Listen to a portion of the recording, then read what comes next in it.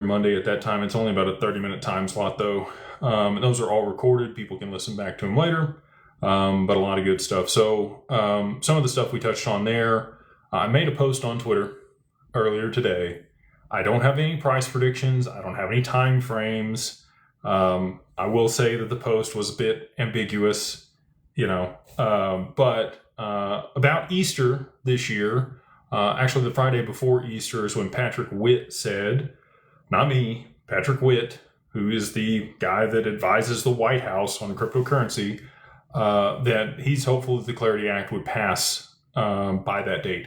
So that gives us about 48 days here until Easter, and that should be passed. And I still, there's a lot of people that would disagree with me on this, even people that I have good relationships with and are, my business partner, Max, he doesn't think that there's going to be price appreciation on XRP before the Clarity Act. I think that there's going to be. And I think that they're going to have to split that bill.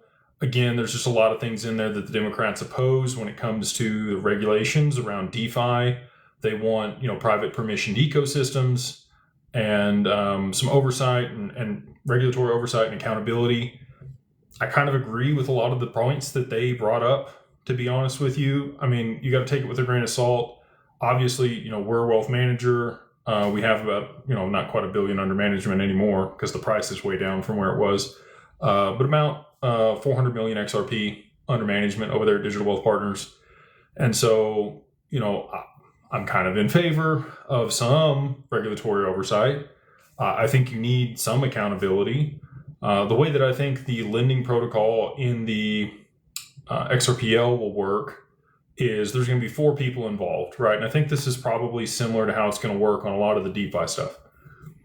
You've got a borrower and a lender.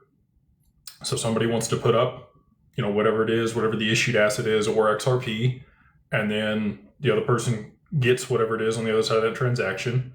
So if you want to borrow ROUSD against XRP, you've got those 2 parties that are willing to contribute to the pool and earn an interest rate, and somebody's willing to pay that interest rate to be able to get that loan. You probably need a broker. And for over-collateralized loans, that's how DeFi has worked a lot up to this point, is you put your stuff in there, it gets lent out, or you're borrowing against your stuff and it's over-collateralized and you get, the stable coin, whatever it is. If you want traditional loans done through this protocol, and I think people will want that. I think banks and institutions will be, looking to use this.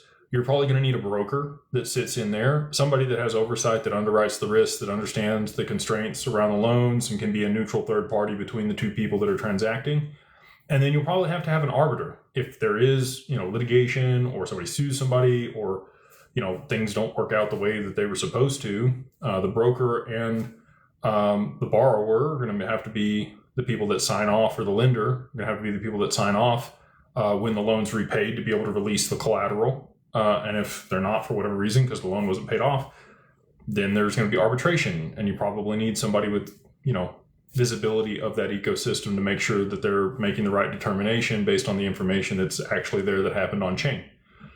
So I think it'll work similar to some of these other DeFi ecosystems. You're probably going to have oversight or purview by a regulator. So it'd be kind of like the arbiter. People are participating and the regulator needs visibility into that ecosystem. I would think that they would be, have visibility into that for auditability and all the other reasons that you would need that. You probably have somebody like an RIA or a broker dealer or somebody else administering that ecosystem, underwriting the risk, understanding what's going on, trying to make sure that there aren't bad actors. And if there are, they can get the regulator involved, that type of stuff. So I think that there's going to be, again, 3 to 5 parties involved in a lot of these DeFi ecosystems. And that's really kind of how I think it probably should be run. But as of it today, you have normally a centralized third party that's issuing the loan. So there's not anybody underwriting the risk. There's, a code that's been developed, and there's, somebody making money off of it on the back end. And if you don't get it really any kind of grace period, that's why we work with people that, do a tri-party agreement with us and Digital Wealth Partners to be able to give a loan against your XRP or your Bitcoin or your ETH or your Solana, whatever you want to post as collateral. We have good partners that can generate RLUSD or USDC or whatever you want, or cash if you want it wired to your bank account. All those things are good, right? But if there's a huge liquidation in the market like we've seen over the past little while here, we did unfortunately have a couple of people that couldn't meet the capital calls in this last liquidation, but on 10/10, when it rebounded very quickly, we had no issues, whereas a lot of other people that were leveraged immediately got liquidated. There's no grace period if you're just participating in a DeFi protocol without these additional benefits, right? And I think people want both. I think people want some grace. You still want, insurance. You still want the assurances that you're going to get from TradFi, but at the same time, you want the efficiencies and the benefits that you're going to get from DeFi. And I think that the legislation will get there, but I think it's going to take a while. I think they're going to have to strip that piece out of the Clarity Act and just, kind of define what are commodities, what are currencies, what are securities. Is there a safe harbor period for something to go from a securities offering over to a commodity? How decentralized does the network need to be, if that's the parameter at all? I mean, Brad Garlinghouse has talked about that really doesn't make sense as the parameter. I don't know. I don't have all the answers. I'm just, looking at things and, talking about what I think. That's probably a good time for my disclaimer. I'm not a financial advisor. This is not financial advice. I like XRP. I invest in XRP. We built our business around that for the majority of it. We're launching a Bitcoin product. I'm going to be speaking at Bitcoin Las Vegas this year. We work with Fidelity to be able to launch that and democratize access to it. We're going to continue to bring, innovative products to market, but I can't tell you what to invest in. I'm just one guy on the internet that talks about stuff. And you should be watching a lot of different people and then also speaking with a financial advisor or a CPA or an attorney before making any tax, legal, or financial decisions. So again, take it with a grain of salt. My opinions are my opinions. They are not the opinions of Digital Ascension Group or Digital Wealth Partners. And I try to be candid with you guys and share things on here. But I have to give my disclaimers on my attorneys and everything, because of the regulated space that we're in. So anyway, kind of back to the macro, we do have a very large naval tanker. I don't know if it's called a tanker, naval ship moving into the Gulf of Oman right now. I do believe that Iran is going to see this as an escalation. They are running drills in the Strait of Hormuz right now, or were just yesterday. Maybe it's time. We'll see. It sure would be nice. And again, I said this in the mastermind earlier today, but I don't wish collateral damage on anybody. I'm not looking for an escalation to World War III. I don't want anybody to get hurt. I'm not looking for any of that. I would just like them to be like, hey, look, this is starting to escalate. Let's just shut down the Strait of Hormuz until we work this out type thing. And that would be enough for me. And then they work it out in a few days, right? But that alone would cause oil to spike in yen. It would cause a cascade, or the reverse carry trade would unwind, and we would have all of the catalysts play out that I've been talking about for almost 2 years. I feel like Michael Burry at this point. He was calling for the great financial crisis and the housing market to collapse for 2 years before it actually happened, and he was way down. Like he had created options against the housing market that banks were willing to sell him because they were like, yeah, that's not going to collapse. Good luck, dude. And he ended up making billions of dollars for his investors while they hated him pretty much the whole time. They thought he was crazy. They thought that, he was going to lose all their money. They had lockup periods. They were trying to pull their money out because all they saw was the money going down. And that's how I think a lot of people feel right now in XRP. Like, you've bought into this, you understand the utility, how it's going to be used, all those things, but the price is down significantly from where it was. And until we have these catalysts play out and all these things happen, it's going to continue to trend with Bitcoin, right? The sentiment in the market is now at an all-time low, while fundamentals are at an all-time high. It's like, if you're buying the right cryptos right now, the ones that you've done research on, again, talk to your financial advisor, all that stuff. This is an opportunity like we saw in 2001, really, like after the dot-com bubble blew up. Fundamentals were at an all-time high. Amazon was trading at $4 to $6. Imagine buying Amazon in 2001 at $4 to $6. and understanding that, they were just trading at $100, or 96 is I think what their high was before they collapsed all the way down to $46. Bezos, if you listen to him talk about it, he was like, I'm seeing our share price collapse and fundamentals and the business is doing better than it's ever done. That's how I feel about crypto right now. Like, you have institutions leaning in, you have clarity right here on the precipice of being passed, you have real world applications about to go live in the very near future. I'm hopeful that we see something here Wednesday this week. We'll have permission DEXs go live for the XRPL, and that will allow digital identity, credentials, permission domains, all of those, which is what the banks need to be able to operate in permissioned ecosystems, because you have to have certain credentials to be able to even see or participate in whatever capacity in these, on-chain environments. That's what they want. They want siloed permissioned ecosystems in an open, decentralized network to be able to participate, pass payments back and forth between one another, audit them, do all the stuff that they need to. And this is the last piece of that puzzle here this Wednesday for that to actually be viable and for them to start actually utilizing XRP in those transactions. Up until this point, Ripple's had ODL as a product, but really what they do is they use that as a loan to the bank that needs the collateral or the money, whatever it is. Uphold will swap it for whatever fiat currency the bank wants. They hold the XRP, they issue the loan, the bank uses it for 7 days, they pay it back with interest, they swap it back for XRP, and they pay it back to Ripple. So in that scenario, for Ripple to aggregate more XRP, it would work in their benefit if the price was continuing to go down, right?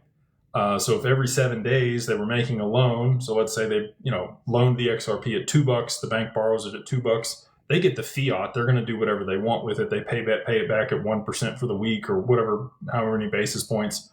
They give it back to Uphold. The price is down on XRP. When they buy more XRP, Ripple gets more XRP back. I'm, again, not here to paint, I don't think Ripple's a bad guy. I think they have a business to run. I think that things work in their favor frequently, which is great if you own Ripple equity and you believe in the long-term use case for XRP, because obviously it's at the core of what they want to do. The more XRP that they have control and can use and put to work at a high price, the better off we're all going to be, right? I think that they've been a really good steward of the asset. They were gifted 80% by OpenCoin back in the day. And so all that being said, I think we're close here. It seems like things could play out in the imminent future over there with Iran, but until the macro happens, I'm not holding my breath. We're 47 days into this year. We'll just have to see how much longer it takes. But I do feel like XRP is going to move before the Clarity Act actually does get passed, just with all the headwinds that it currently has out there. And again, Patrick Witt stating he thinks that it's going to be early April when we finally see that get across the line. Again, appreciate you guys taking time out of your Monday to come hang out with me, ask great questions, listen in. For those that listen back to this later, thank you for doing so. If you wouldn't mind, please like, subscribe, share, and it helps the channel grow, helps the algorithm, gets it out to more people. We're at 191,000 subscribers on YouTube, which again, like, none of that's possible without you guys. I'm super humbled and blessed on that. Never would have thought. Like, you have aspirations for things, but I never would have thought that this many people would care what I have to say. So thank you for watching, subscribing, and all the support. All right. 7U says, can our returns from DWP and XRP be an XRP so we don't have to sell? Also, do you have any hopium? Thank you, and God bless you and your family. So I can talk about two products that we have at Digital Wealth Partners. I cannot talk about the other products that we have at Digital Wealth Partners. I can only talk about the returns on those two products. I cannot talk about the returns on the other products. It's not because I don't want to talk about them. It's because I legally can't talk about them. So the two products that we have that I can talk about are the Income Fund and the Growth Fund. These are the original ones. There may have been some other stuff later on, again, but those are the two I can talk about. So one of those produces income on a quarterly basis. We have paid dividends out of that fund to LPs. They get a cash return on a quarterly basis. If there aren't any cash returns for that period because, the way that it's invested underperforms, then there's no guarantees of returns on any of these. We run them in real strategies. And there's risk associated with the investments. And that's why both of them require accredited investors to be able to participate. So on the income fund, it's cash. You could use that cash to buy more XRP, but to your point, you are going to have tax implications for that distribution that you're going to receive on a quarterly basis. The growth fund, however, continues to compound your XRP while it's in there. If you take XRP back out of the growth fund, the contribution, putting it in and taking out, are not taxable up to the amount that you put in. Okay? So let's say you put in 100 XRP. The minimum is much higher than that, but we're just going to use that for easy math. Okay? And over the next 3 to 5 years, you double your position in XRP. That's not completely unreasonable. It could absolutely happen if the strategies perform well. And so let's say at the end of 3 to 5 years, you have 200 XRP in the fund. You could redeem the first 100 XRP with no tax implications and leave the other 100 in there to continue to compound. That's basically interest, right, that you've earned during that period. But as long as you're not redeeming that interest, it's not a taxable event. We want to work this out, over the next 3 to 5 years, probably sooner, ideally sooner, where we tokenize the funds. And if we're able to tokenize the funds, it would be an issued asset on the XRPL. And then you might be able to take that over to the borrow-lend protocol and get a loan against your position in the fund. You would be liquid, right? And then you can allow that to continue to compound and grow over time without having any tax implications. We want to create all the solutions to be as tax efficient as possible. But people do want income in cash off of their XRP. And so we've created a product for that. The yield product that we're going to be bringing to market soon, hopefully, it produces a monthly return. And it's very low. And it's as close to guaranteed as you could get. Everything has risk. It's as close to guaranteed as you could get. It'd be kind of like a DeFi deal, okay? That will also be paid in cash. It will be income. It will be taxable income on those distributions. If we ever get staking on the XRPL, the way that the tax laws are written today, you would be able to, you have to have dominion and control over the wallet that the payouts are coming to for it to be a taxable event. Because of the way we're structured at Digital Wealth Partners and some multi-sig on the wallet, and Anchorage has dominion, you wouldn't have dominion or full control. And that scares some people, right? We do, like, you tell us what you want to do. If you want to redeem at any time, we send it back to you. It's the client's wishes for the most part. We're an advisor. We do have discretion, and you sign that in there, and that's for a lot of different reasons. But in this case, it's a huge benefit. And that's kind of the give and take on a lot of this stuff. Like when you structure your estate and you set up a trust, you're probably, if you do an irrevocable trust, you're going to have a distribution trustee, you're going to have a trust protector, and that's what allows you the creditor protection from stuff also. So anytime you want these additional benefits, you're probably going to have to give something up. It's not for everybody, right? I want to be very clear about that. The way that we structure things is just how you would do it with any other wealth manager. They have discretion. If it's 2 a.m. and the market tanks or it explodes and you have a buy order in, or you told them you wanted to buy or sell at a certain price, they need the ability to execute on that. And again, it's documented. Anyway, all that being said, with in-kind returns, dominion and control, or the current tax implications of the way this is structured, you wouldn't have either of those. And so therefore, we believe that any staking returns that are held at Anchorage in our accounts for the clients on your behalf for the benefit of, it's not taxable until you take it out. When you took it out, then it would be a taxable event.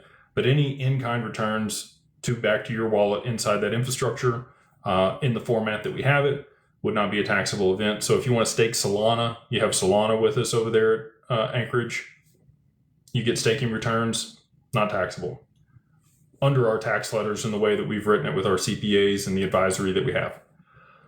I'm sure there'll be case law, and I'm sure that there'll be Congress and, all the stuff that comes along. But we, again, tax-minded, we want to mitigate taxes any chance we get. We want to structure things the right way, and that's why we've structured the funds the way that we have, and then we're bringing these other products to market the way that we are, to be able to provide the most benefit and upside with the least amount of cost to the client. Let's see here.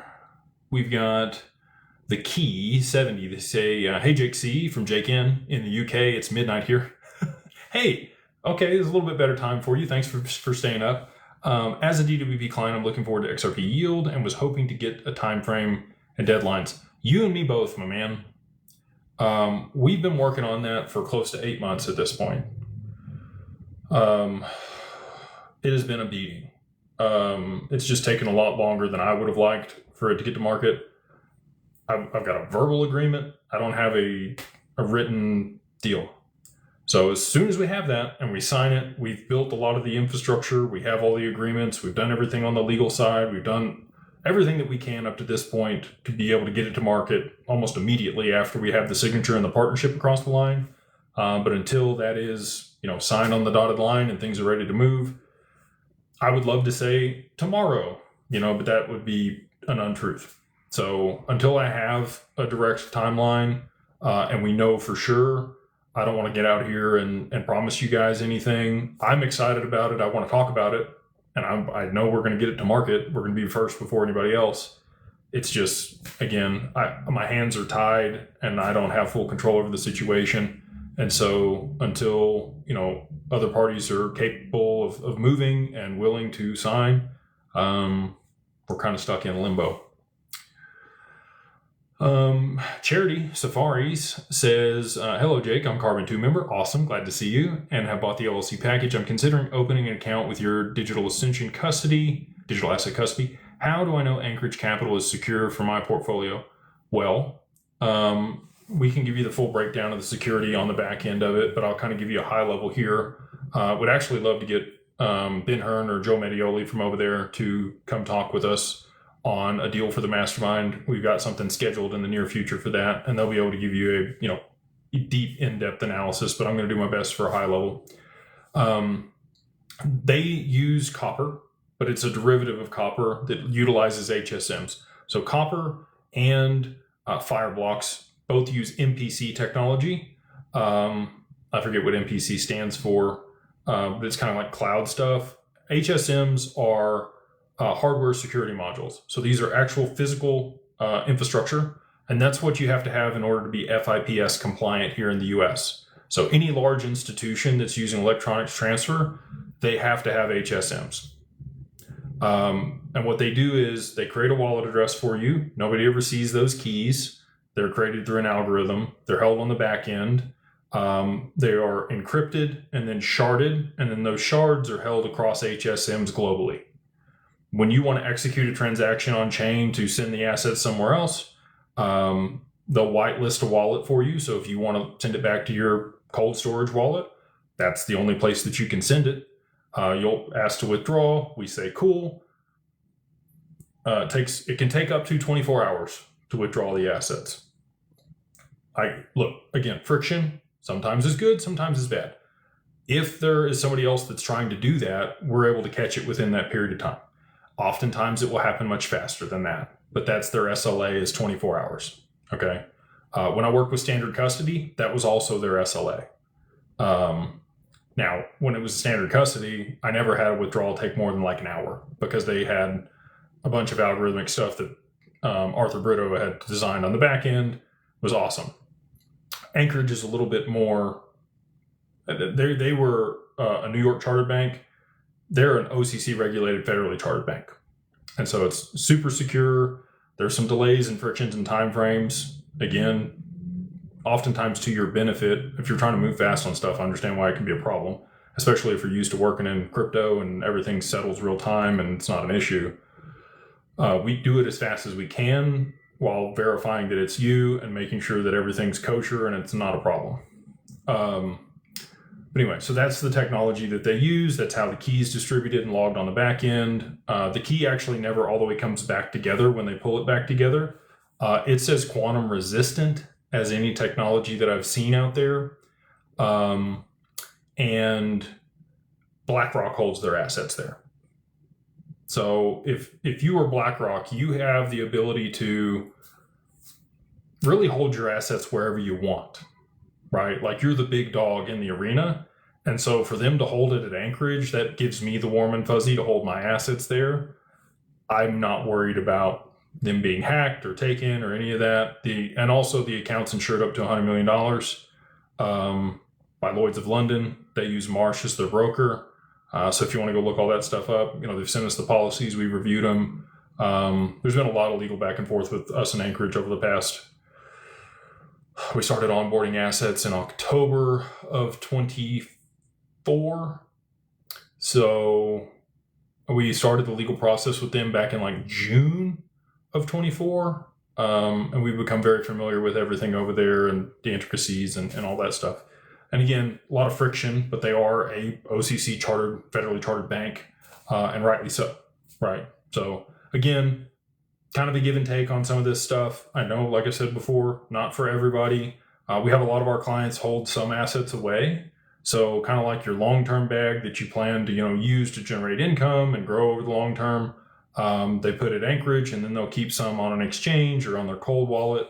Out of that also lowers their AUM fees, right? If we're not managing all of your assets, you would pay less. And that's probably a good time to mention this. So for the next this month only has 28 days. So the next 12 days, if you already have an LLC, you can onboard with Digital Wealth Partners for $900. So it's normally $1,000. We've taken $100 off. And you already have to have an LLC. So if you want to go set up an LLC, you'll get the discount on the other side. You can use the code ONBOARD, all capitalized, 100, and they get you $100 off the onboarding over there. And you don't have to fund your account immediately. Okay. So we know some people are like, I don't want to, have to pay the fees until I can cover them with the yield product, which we completely understand. So if you want to be proactive and you want to go ahead and set that up, you've already set up an LLC, you're going to onboard your assets over there, you're going to get there eventually anyway. You want to beat the crowd because as soon as we announce the yield product, I can guarantee you it's going to be gangbusters. There's going to be a lot of people that want to onboard with us. And I don't say that facetiously or like, biggity or with the ego. I want it. Like I'm excited about it. And so I think other people will be too. I could be wrong about that, but I think that they will be. So if you want to be proactive, if you've already set up an LLC or you're doing one right now, you can use the code ONBOARD100 to get you $100 off the onboarding over there with Digital Wealth Partners. You just go to digitalwealthpartners.net, fill out the contact us form, and our team will reach out to you. All right. Oh, we just went over this one. Sorry. Scrolling on down. We got Carlos, my man. He says, Jake, glad to see you in Colorado. I'll see you Thursday. Get a lift in this week. Dude, I have been slacking on the gym here recently. With so much travel and everything, I got in there and had a lift the other morning, but I mean, I'm holding up okay, but like I need to get back on my game, especially if we're going to, Las Vegas for Bitcoin Vegas. Got to be looking good at the pool, and I've only got 3 months to get in shape here, so need to get on it.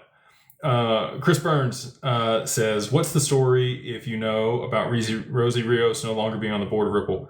I wasn't aware of that. She is the previous treasurer of, before Yellen. And her name's on like $1.7 trillion globally. Like she didn't sign all those bills, but she signed the stamp thing that stamps the bills, right? So, she got on the board of Ripple during the lawsuit, which told me a lot about, the viability in the long term for Ripple. Maybe whatever she was doing there. I mean, I know she was working on the digitization of money. We just saw her on New Year's. She was talking about the ball drop on July 4th this year. They're going to be using the same 2026 ball drop that they had in New York on the 250th anniversary of the U.S. this year. So I haven't heard that she's left the board. That's news to me. I will have to go look it up and see. We had Caroline, who worked with Ripple, and now, Ripple's on some governing council for the CFTC and the digital asset component of that. she moved on from being the head of CFTC over there to MoonPay. You have a lot of people, government officials, that move from the private to public sector because of their experience with certain regulatory bodies, and that provides them, I want to say, it's a good old boys club. Uh-oh, what happened over here on YouTube? Oh, there it goes. Okay. It's kind of a good old boys club on stuff. And if you know people and you have a relationship, you can tend to get things done better. And they're also going to know why other people got in trouble, right? So they can advise you and make sure that if you're doing something new and innovative, that you're doing it the right way, the way that the regulator would want it done. So I think that they have a unique opportunity in the market. I'm sure, if she moved on from the board of Ripple, she's probably on the board of some other companies that are also doing really cool, more regulated stuff that might involve something with the Treasury. Honest Aim, good to see you. They say, Mr. Legacy, hi to the Tea Lady. Thanks for all that you do. Go oil. Rooting for the next amendment to come online. Will this help the adoption of XRP and any other amendments that are a focus on institutional side? Thank you for that. Thank you for the support. You guys have been awesome. Good to know you guys. So when it comes to oil, we have seen a little uptick here, but I think that that's going to escalate quickly if there is conflict in the Middle East or the Strait gets shut down. I do think that that's still going to be the catalyst. And that will, again, inevitably unwind everything else that we've been talking about. The amendment coming online right now is pretty interesting. And I talked about this in the mastermind earlier today too. When I first put out the domino theory, I thought that they could just ram everything through at one time. I think there's too much risk with that. And that's why we've seen kind of the slow rollout of everything that we've seen. So we saw, the stablecoin bill get across the line last year, the Genius Act. People have had time to get accustomed to that and position themselves to be able to issue stablecoins and figure out what that's going to look like. You had the ETFs roll out and eat supply off the market to be able to dwindle it down. You haven't seen the BlackRock ETF yet, which I do believe is coming. And it will be timed very appropriately in order to be able to drive the price to where it needs to go.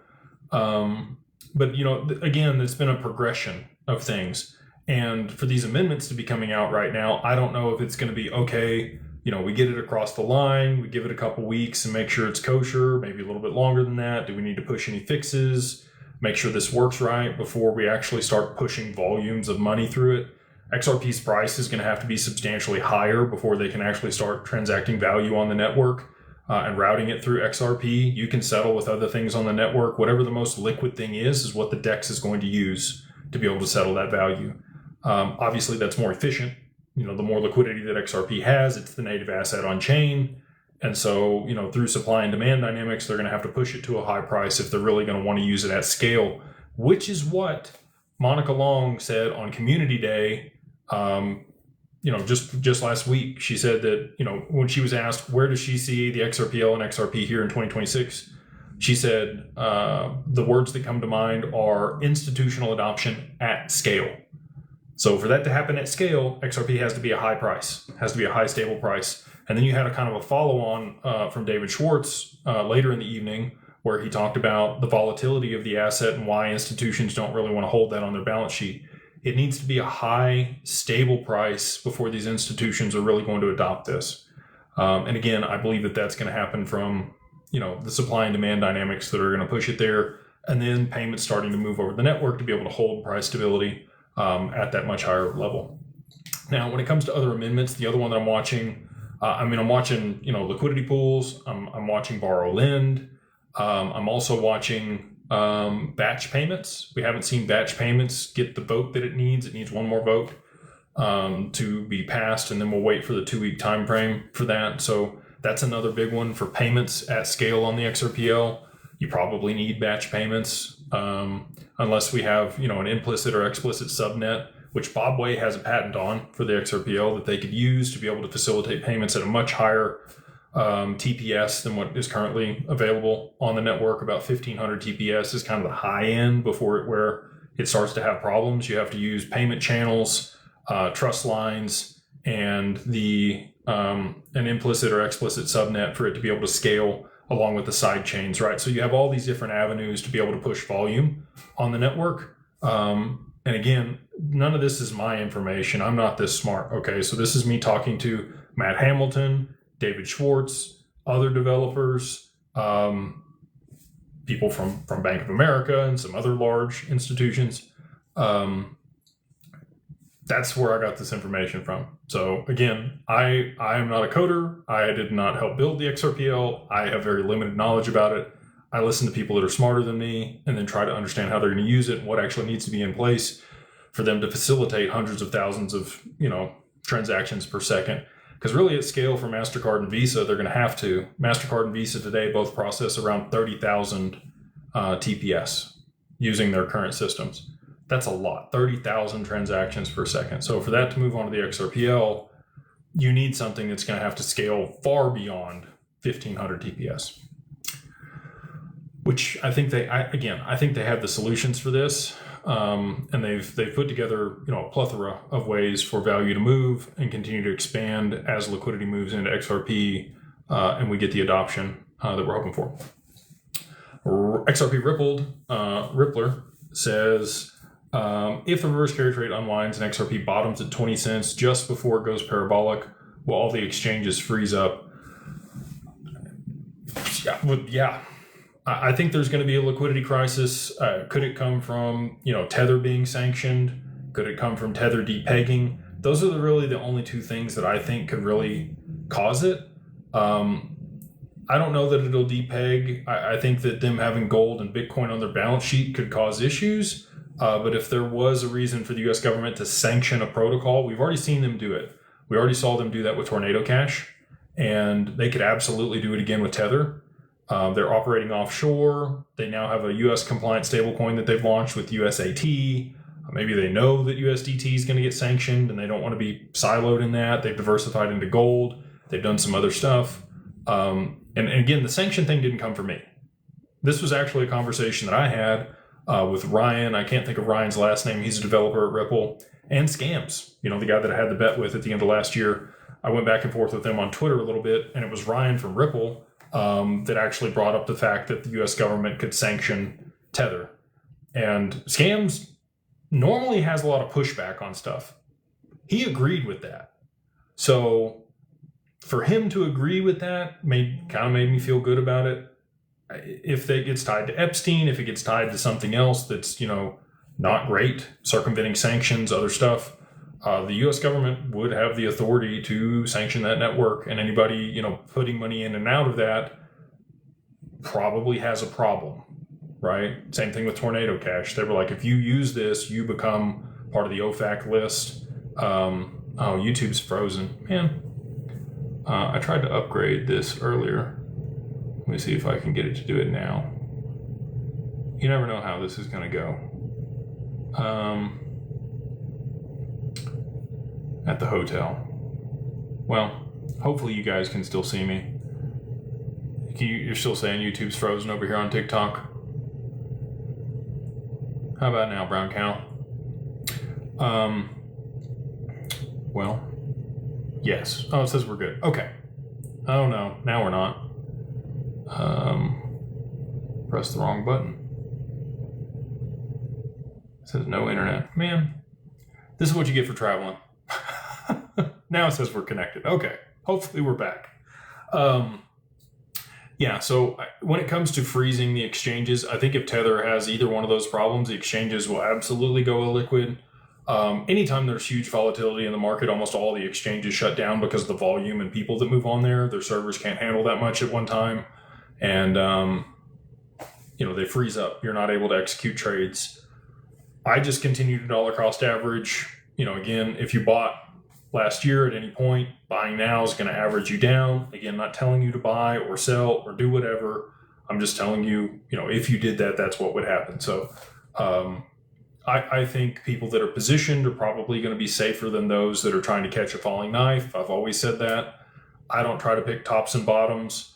For me, where the market is right now, I kind of think, with sentiment and everything, fundamentals are at an all-time high, sentiment's at an all-time low.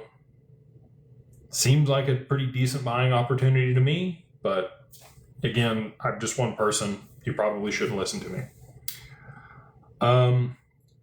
Jonathan, he says, may God bless you and yours, Jake. Thank you. God bless you guys. No question. Just saw Iran is arming islands that are considered gray area in the Strait, ready to boil. I'm with you. I'm feeling like things could escalate here. I'm hoping, again, I don't want any collateral damage. I don't want anybody to get hurt. But if they were to shut the Strait down, that sure would be exactly what I've been talking about for a long time. Scott Howell says, how crazy would it be for this to unfold during ETH Denver? Ultimate flex for XRP. See you Thursday. I'm with you, dude. If you want to put your tinfoil hat on before I get to DFW, Mike, tinfoil hat. There's a lot of riddles and all this other crazy stuff out here. One of the accounts, Mr. Poole, that stopped posting. He stopped posting years ago. He posted a lot about the Denver airport. I don't know if that means that there's an underground thing here. I don't know what it means. Interesting timing if it were to play out this week, just like Scott said. We'll see. Sure would be fun for the XRP meetup this week if it was the case. DFW Mike says, early evening, Mr. Claver. Another awesome meeting on the books.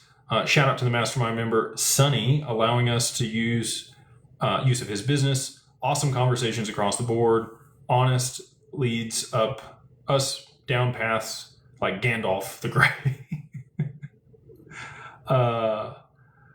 Okay, so you're talking about Honest Aim. Yeah, I'm excited. We've had these little communities built, from the mastermind. A lot of people are setting up their own events and getting people together to have conversations, go break bread, have dinner, go do fun stuff together. That's what we want to cultivate. We want people to have a sense of community. You want to find good people around you before price appreciation happens that you can hang out with and do cool stuff with. We got 16,000 people there in the mastermind, and it's global. So if that sounds like something cool that you would want to be a part of, again, we have the meetup here this week. We got another one next month on St. Patty's Day over there in Nashville. It's mind blowing to me to see all the cool people come together that have aligned interest and better one another. So if you want to go check it out, it is Beyond Broke, all capitalized, the number 1, and then MO like Mary Oscar gets you the first month for $2 there in the mastermind. You can just go to beyondbroke.com and use that code, and that gets you again the first month for $2. Try it out. If you don't like it, month to month, no contract, leave it anytime. But for 16,000 people to stay there on a regular basis, hopefully that tells you something about, the price for the value. All right. We just did that one for DFW Mike. We'll roll on here. We got Jason. He says, were permission DEX the final institutional unlock that turns Japan carry trade pain into XRPL adoption and rocket fuel? It very well could be. Like I said, it's the final piece that we really need for institutional payment flows to start moving through, Ripple's products over the mainnet over there. And that's just less than 48 hours away. We're should be like 4 o'clock on Wednesday is when that'll get instated. And I'm looking forward to it. We'll see. We didn't have an immediate deal from any of these other ones, so I'm not expecting anything immediate, but it sure would be interesting if price rose quickly, based on all these other catalysts to be able to meet demand, to be able to start using it once they could. We'll see. Snail says, can I pay you 1 XRP to set up my LLC and trust since it will be worth a lot in the near future? I'm way too broke and don't have cash right now. But would be willing to depart with one future $10,000 coin. Unfortunately, we have hard costs today that are dollar denominated that don't allow us to be able to facilitate that. And I want you to keep all your XRP. And it's unlikely that you really need an LLC right now. If you're in that situation, I would probably just hold the XRP and wait till price appreciation. If you don't have at least $50,000 to $80,000 in total portfolio value, probably can wait and be just fine to set up an LLC and trust and all this other stuff. I appreciate people wanting to be proactive, but I would rather people, have a larger position and do better in their investments than pay us. We're going to be here. We're going to be here on the other side of price appreciation. We're going to be able to help tens of thousands of people make sure that they're structured the right way, protect their assets, grow their wealth, protect it for the next generation, structure things to be able to mitigate taxes and prevent creditors, and do all the stuff that we talk about, right?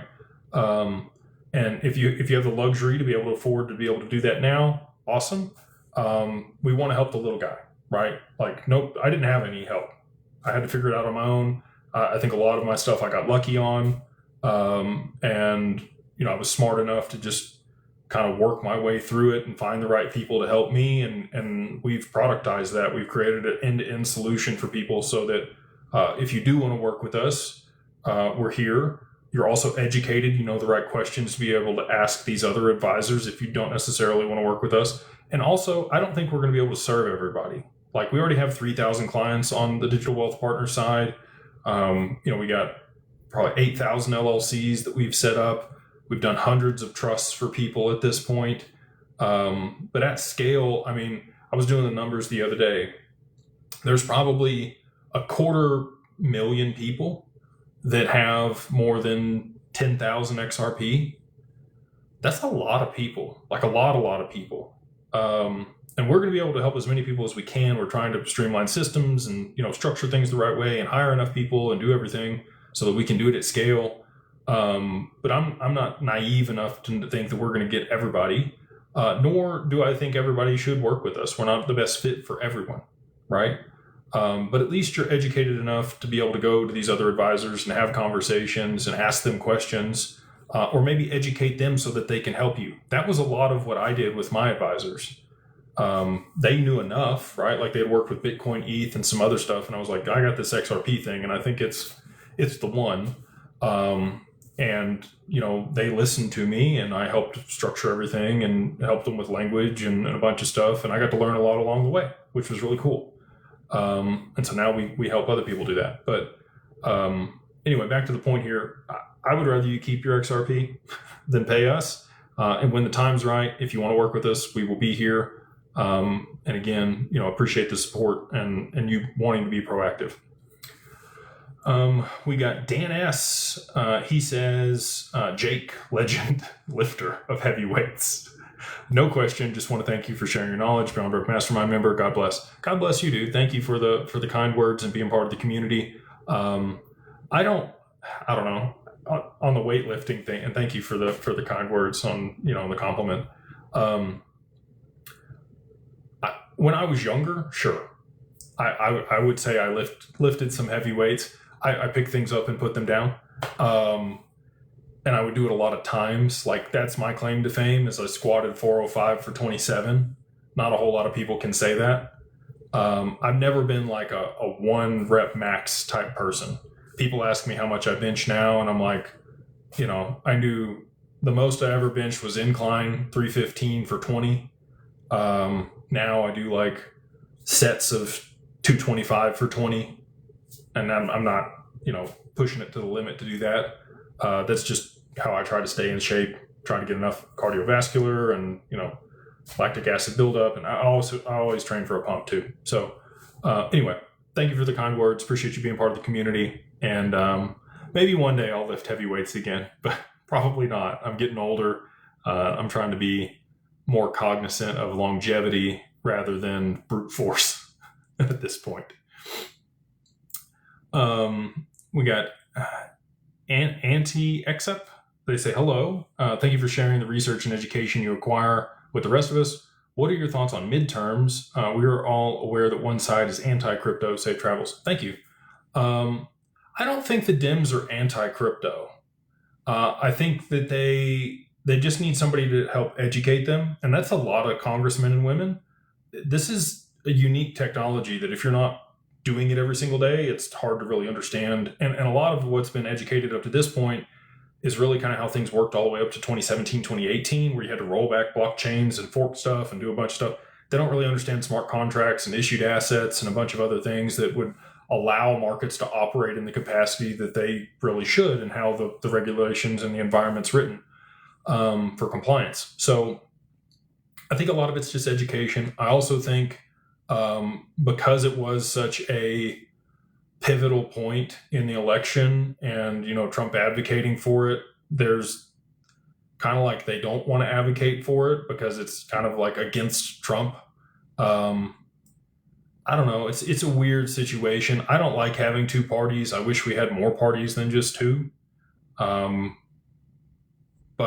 when it comes down to it, for midterms, I do think, to your point, if Dems take control of the House or the Senate, I don't know that we're going to get legislation passed. That doesn't hurt my feelings and my position at all because XRP already has clarity here in the US, but it definitely holds back the rest of the industry. And I think that there's a lot of other really good projects out there. I think there's a lot of other really good things that have been developed. And for those to just go by the wayside because we can't figure it out, I think is a waste.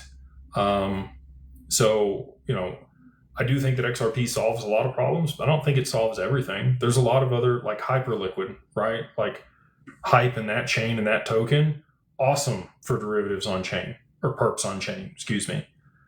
You've seen Hidden Road, Ripple Prime partner with them because they're the ones that are doing it. People that get to market first and have a lot of traction and, are doing it the right way, we want to continue to advocate for those people. And if those are all held back because we don't get the Clarity Act through, that sucks.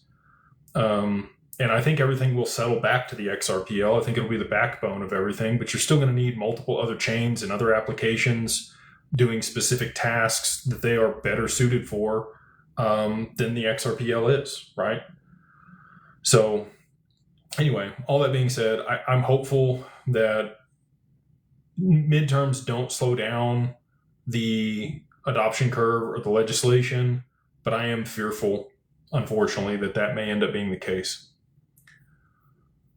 I'm only going to hang out for an hour tonight because we got dinner here with our team in Denver. So I'm going to take, probably three or four more questions here, and then we'll wrap it up for tonight. All right. Truth of Hearts. Good to see you. KT baby, what's going on? You posted 48 hours on X referring to tomorrow or April 5th. Tomorrow is also Chinese New Year and the annual solar eclipse. Mind elaborating on 48 days post. I did not realize that it was also the 48th day tomorrow, and that the solar eclipse is tomorrow. I did know that it was Chinese New Year, which is, again, you put your tinfoil hat on for a bunch of stuff. April 5th was in reference to Easter, and then also, Patrick Witt, what he was talking about for the Clarity Act passing. But again, I've said this before, I think that price will happen before the Clarity Act gets passed, not after. And so if Patrick Witt is correct, that really only leaves about 48 days here if they're going to string it out as long as they can. Well, or as long as he says, right? And they could push it further. Again, if midterms go the other way and they can't vote on it, then this person says how? Well, the ETFs will continue to eat supply off the market in the OTC desk and the dark pools. If there's not enough supply in order to be able to meet demand through those avenues to be able to not affect price, you will see institutional capital flows into the exchanges. And that's where you'll see price start to gap up like we've seen on Upbit and Kraken. Both of those were $90 plus for a very short period of time because of some inflows. So it's not going to take much. Like somebody was telling me that it was Dave Portnoy, deploying $1 million into XRP all at one time on an exchange that pushed the price that high. It's not a sustained volume, right? Like that's going to have to come from institutional flows to hold it there, and then utility of the network to be able to even, exacerbate that and maintain the peg, which I don't think it'll be pegged, but like a price floor is probably a better term for it. We got James. He says, I'm Canadian in Quebec. Should I contact Aaron Grinhoss, LLC, or Trust? I'm a newbie, long-term. Jake, you're doing important work. Lovely. Thank you. I appreciate the kind words. And I would absolutely reach out to Aaron and his team out there. Aaron Grinhoss is our partner up there in Canada that helps people structure their assets inside of Canadian entities and stuff in Cayman. He has a lot of partnerships there to be able to get stuff offshore. If that's something that you want to do, you can talk with him about which of those avenues is better suited for you and your family and your long-term goals. But Aaron at Aaron, Aaron at Grinhoss, just like he spelt it here. I'll put it up here for you guys again. Grinhosslaw.ca. So Aaron at Grinhosslaw.ca. And you can schedule the time with him and his team. He has a podcast. He has a bunch of stuff that he's done on tax work. He has an extreme understanding of both U.S. tax law and Canadian tax law when it comes to crypto. It can help you mitigate the taxes and structure it the right way for you and your family. We got Stefan's. What's going on?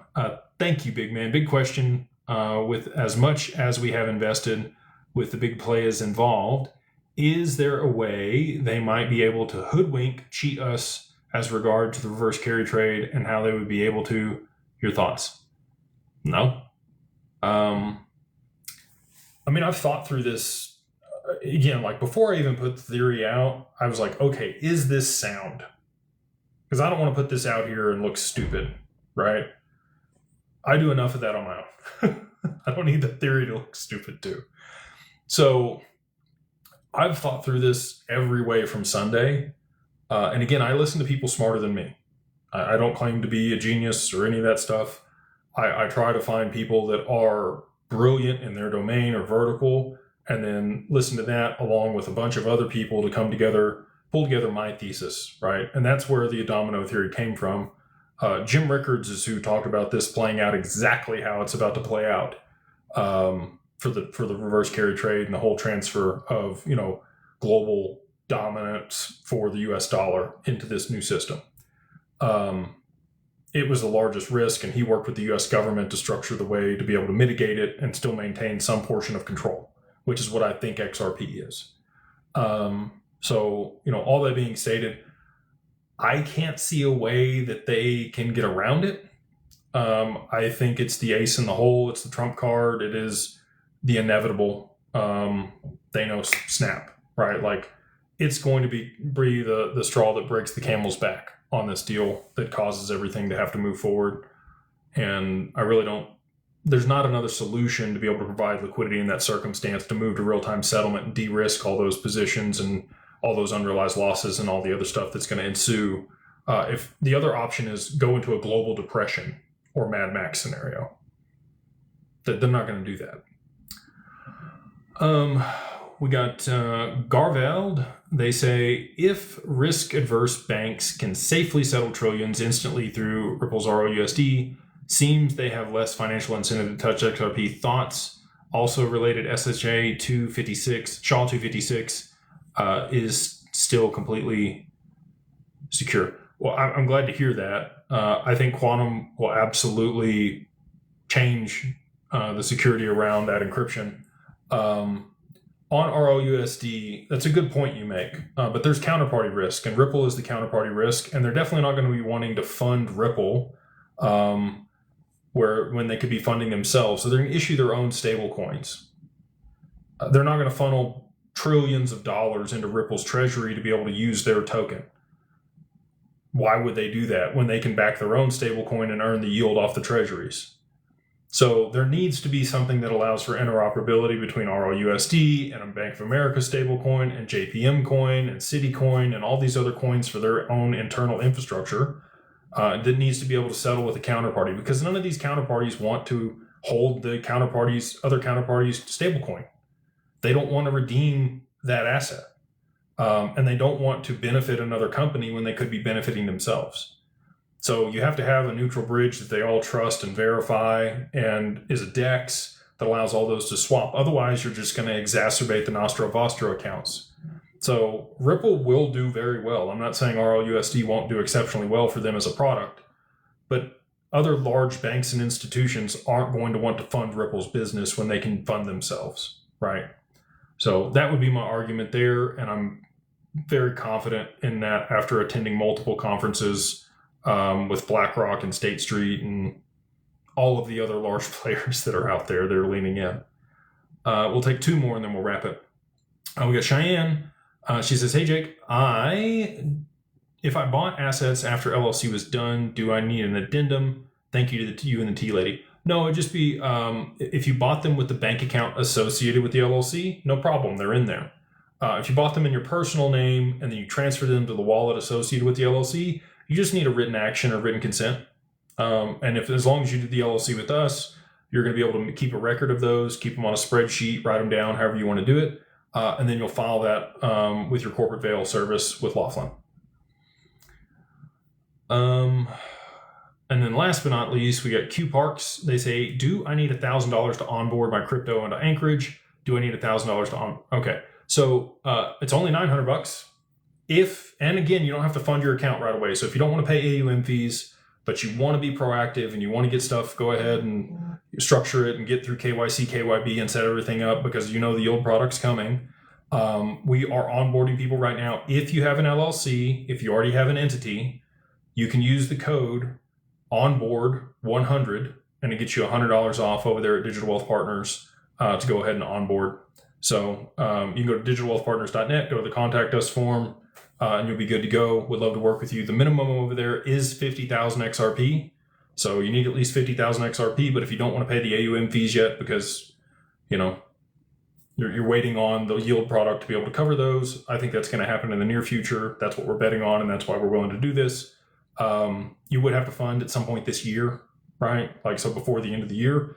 But if you want to go ahead and be proactive, we would love to work with you. You just go over to digitalwealthpartners.net and use the code onboard100, get you $100 off. So it's only $900 for the onboarding over there. If you need the LLC, you can go to digitalfamilyoffice.io and use the code 50OFF, 50 OFFDAG LLC. That's 50 OFFDAG LLC. Get you everything end to end for the LLC to be able to manage your digital assets.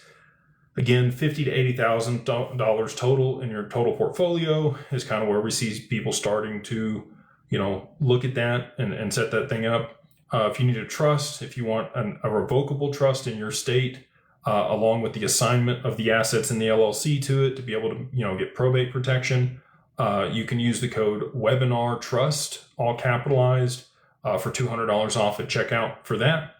And you should be good to go, right? Like if you've done all those things, you've set up the bank accounts, you're really well positioned to be able to take full advantage of the price appreciation as we see things play out there in the Middle East, and all of the dominoes unfold for XRP to be a much higher price. And if you want to listen to, you know, more of that stuff, you want to understand what's going on, you want more of the gold nuggets that I get to, you know, hear in the background from the conversations we have. I share a lot of that there in the mastermind. You can go to beyondbroke.com and use the code beyondbroke, all capitalized, the number 1, and then MO gets you the first month for $2 there in the group. And I am going to wrap it a little early tonight. Again, we do have dinner with our team here in Denver, at ETH Denver. We're going to be speaking. Love to see you guys at Community Night on Thursday. So yeah, hope you all have a wonderful week, a wonderful evening, and we'll see you on the next one. Thanks, TikTok. Appreciate y'all. Have a good night.